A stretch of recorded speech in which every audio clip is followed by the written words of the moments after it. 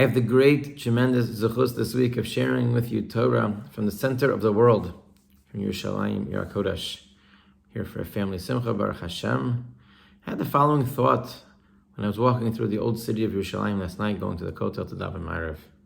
I was reminded, because you feel the loss so much greater here that we don't have the Beis HaMikdash, and at the same time, the potential for Geula feels so palpable and so strong. And it was in that context that I remembered a beautiful idea in Parshas Vayigash. When Yehuda approaches Yosef at the beginning of the Parsha of Vayigash, Yehuda comes close. Why did he come close? Why did he approach Yosef Atzadik, Yosef his brothers? He couldn't hear what Yosef was saying? Obviously he could. Chazal tell us that he approached, it was a Hagasha b'Malchama. He came ready to fight. The Medrash depicts how the whole world was shaking as Yehuda comes close. These two titans of the world, Yosef and Yehuda, ready to wage battle if necessary for the future of them, for their own futures, and all of Egypt shook. But what's fascinating is what happens afterwards. We know that the story unfolds and Yosef reaches a point, Yosef couldn't withstand it anymore, he couldn't hold back. And he tells everyone to leave. And with two words, everything changes.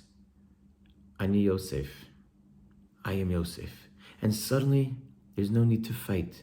The trajectory of the events that have been taking place until now has just changed. Not only did the future look brighter, but all of the events of the past have suddenly been illuminated. It doesn't make them necessarily better, but it makes them clearer.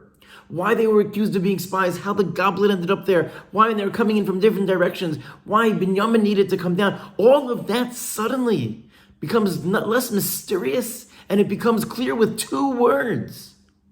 Ani Yosef.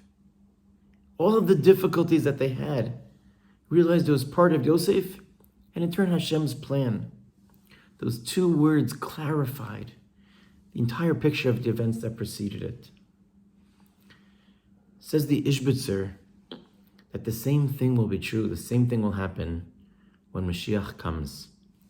We may be in the middle of a time when recent events and current events seem difficult, and it seems without a light at the end of the tunnel.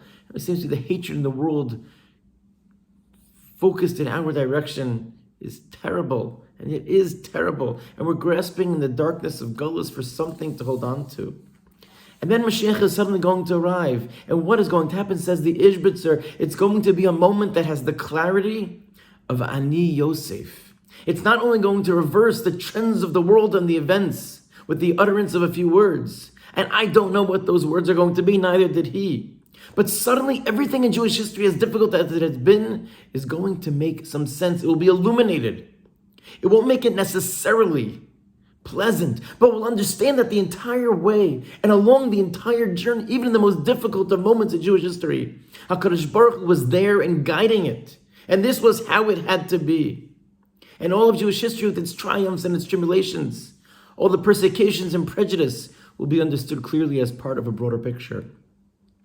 One that can be viewed holistically and shows how we have gotten to that point of Geula.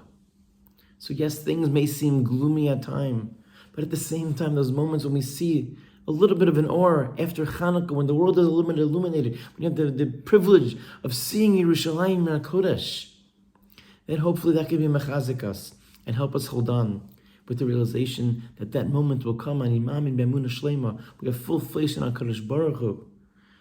B'vias HaMashiach, that the Mashiach is going to come, and that the Geula is going to come, and with it will be that clarity, will be an understanding of what Jewish history was, how Jewish history needed to unfold, and that HaKadosh Baruch Hu, no matter what comes our way, is always holding on to our hands and guiding us, and there alongside us.